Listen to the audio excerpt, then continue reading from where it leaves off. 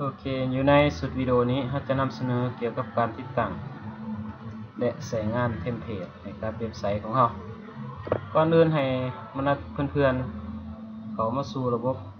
ก็จากนั้นจะเขาไปที่ Extension ในเรื่อง Extension Manager เพราะว่าทุกๆการติดตั้งไม่ว่าจะเป็นเทมเพลต Plugin Component หรือว่าโมดูลเราจะเข้ามาที่Extension Manager นี้จากนั้นเขาไป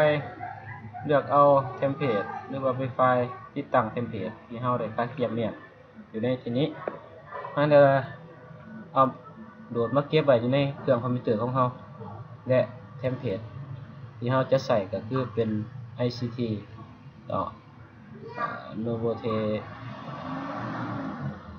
ดับเบิลคลิกใส่แล้วเลือก Upload and Install ตัวนี้เป็นรูปร่างของเทมเพลตเนาะที่เขาให้ใส่กันฟรีๆแต่ว่าอยู่ในแบบของเดโมเนาะหลังจากติดตั้งแล้วไปเปิดใช้งานก็คือไป Extension จะเปิด Manager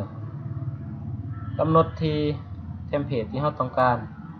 แล้วก็เลือกที่ Default จะสังเกตเห็น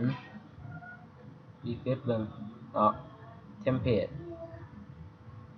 ที่ถือติดตั้งลงไปเมื่อกี้นี้จะเห็นว่าบรรดาเมนูหรือว่า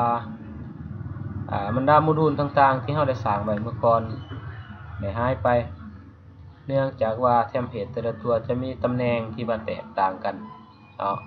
แต่รูปแบบกับของเทมเพลตก็จะแตกต่างกันอิงตามผู้ออกแบบและผู้พัฒนาออกมาว่าเขาจะวางไว้อยู่ในตำแหน่งใดได้ให้เราใส่เนาะนี่แม่นการติดตั้งและเปิดใช้งานเบื้องต้นเกี่ยวกับเทมเพลตอยู่ในสุดวิดีโอต่อไปแม่นเราจะนำเสนอเกี่ยวกับการบ้างตำแหน่งให้กับโมดูลหรือว่าเมนูเพื่อให้แสดงผลอยู่ในหน้าของเว็บไซต์ของเรา